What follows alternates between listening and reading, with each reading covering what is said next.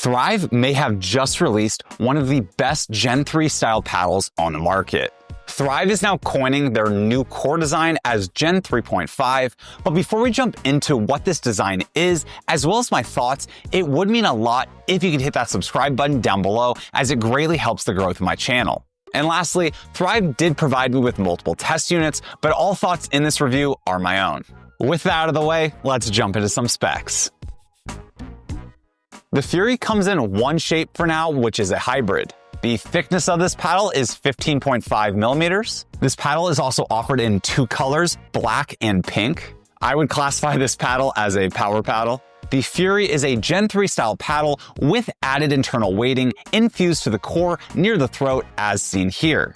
This helps with the stability of the paddle as well as to enhance the feeling of the sweet spot. The surface layup is of CFC construction, meaning carbon fiber as the bottom layer, fiberglass as the middle layer, and carbon fiber as the surface layer. The handle length on the Fury is 5.5 inches. Thrive is unique where they actually let you choose the individual swing weight as they weigh every single paddle as it comes in. So the swing weight range for these paddles is 111 to 113 as seen on their website. And the twist weight on my unit came in at 6.4, with the static weight coming in right around 8 ounces. Also, another nice surprise, Thrive has now updated their warranty on the Fury to 6 months. Lastly, the retail price of the Fury comes in at $199, but if you use my code JJ10, that price does come down to $180. As a lot of you may know who watch this channel, I have been a fan of several Thrive paddles in the past, specifically in the Azul and the recently released Smoke. I often play with elongated paddles, but hybrids such as the Double Black Diamond, the Ruby, the Azul, and the J2K have made it into my bag for several tournaments.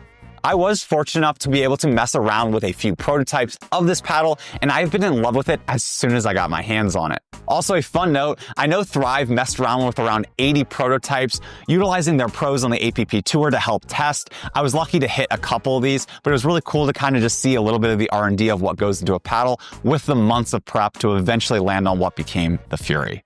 But back to the performance of this paddle, the Fury hits big with drives and serves, having plenty of pace as well as spin. The touch and feel of this paddle was an easy adjustment as soon as I picked this paddle up.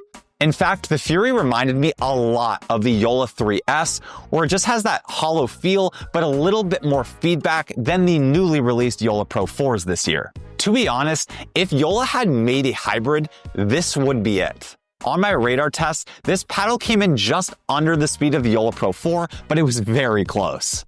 My hands at the kitchen line had no issue reacting to drives with the lower swing weight of the paddle, and my blocks and counters felt super stable across the face with that added stability of those internal weights in the core. When playtesting the Fury, the sweet spot was drawing a lot of parallels and reminders back to the Honolulu J2K for its high stability. But the biggest difference is the handle on the Fury is much more comfortable for two-handers with the added length, and the Fury just hits much harder than the original J2K. One of the best features of this paddle, which is something many Gen 3 style paddles share, is easy resets. Meaning, often when defending big overheads, the paddle at times can do most of the work resetting the ball if you block the ball accordingly off the bounce. Now comparing the Fury to some other paddles in Thrive's lineup, if you're a big fan, like myself, of the Thrive Azul and wanted just a little more stability in a lower swing weight paddle, then the Fury is a great option for you. If you're a fan of the Thrive Blackout and wanted just a little bit more feel and a plusher face with higher stability and a lower swing weight, then the Fury will also suit you as well.